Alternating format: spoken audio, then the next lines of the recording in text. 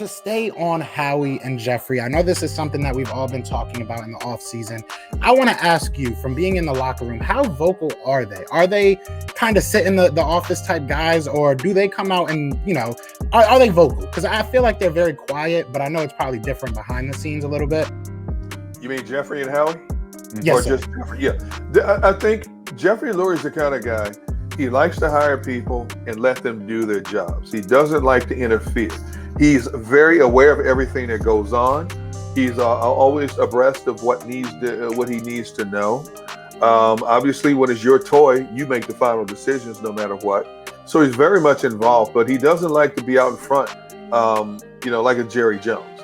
That's not Jeffrey Lurie. Howie Roseman the same way. They very strategically pick and choose when they want to come out and speak to the public. You may see them once in May at OTAs. You might see Jeffrey always has this State of the Union at training camp, and you'll see them at the end of the season. They don't like to be too visible unless it's absolutely unavoidable.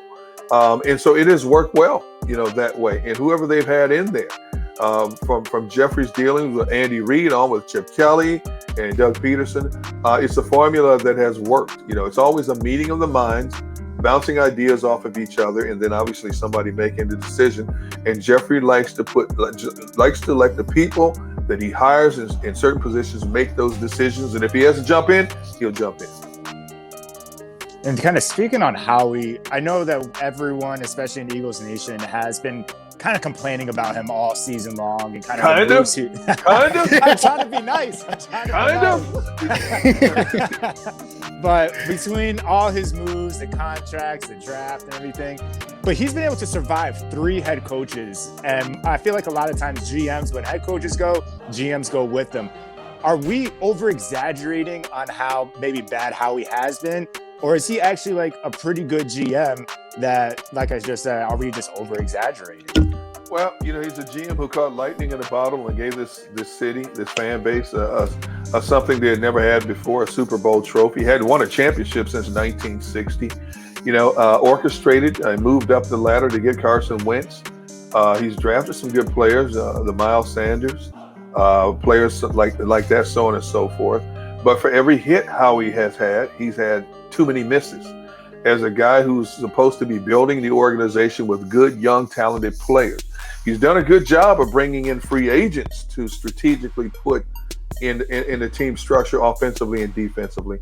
But we think, in the general consensus, he's missed too many times on the 2nd, 3rd, 4th round picks. When you take a J.J. Arcega-Whiteside and you watch what a DK Metcalf is doing out there in Seattle, and granted, that's not just on Howie. There's a whole bunch of other teams that passed on DK Metcalf because supposedly he had a personal issue, attitude problems, and things like that. But there are a lot of players that have had personal issue, attitude problems, things like that have gone on to flourish. It cost them in draft status, but they've gone to flourish elsewhere.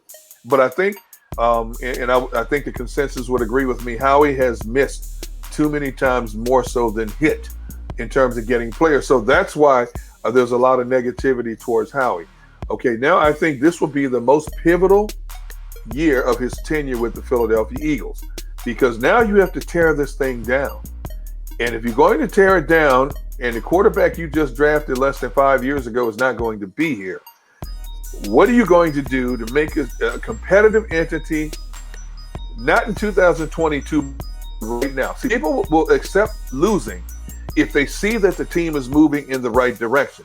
If you've drafted well, if the holdover young players that you've drafted in recent years past are improving and contributing more, they will understand, okay, if they decide to go with Jalen Hurts, that he's still learning. It's a learning curve for a young quarterback, and it's a learning curve for a bunch of young receivers. But if it fails, it's gonna be fire and brimstone towards Howie Roseman at the end of 2021. So if I'm Jeffrey Lurie, I'm sitting behind closed door and I'm telling Howie, all right, man, this is it for you. You've survived all these landmines through the years.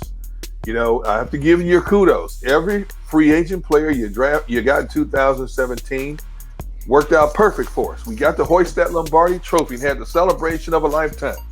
But here we are now, 4 seasons plus removed, and it's a whole lot worse instead of being a whole lot better, or as consistent as we stood at the podium at that parade and said, This is our new norm. Okay? When you utter those words, you're telling us you're going to be like the New England Patriots, consistent winners for years to come. And it got worse and worse and worse until the bottom fell out in 2020. So Howie, you have this one last chance, because I'm paying you a whole lot of money to make me look good as an owner. So, you know, it's like that old saying from Clint Eastwood in his movies, do you feel lucky? You know, so if for Howie Roseman, how lucky do you feel? Because you better come up 7-11 in 2021. If not, I've got to look for another GM to take us into the future.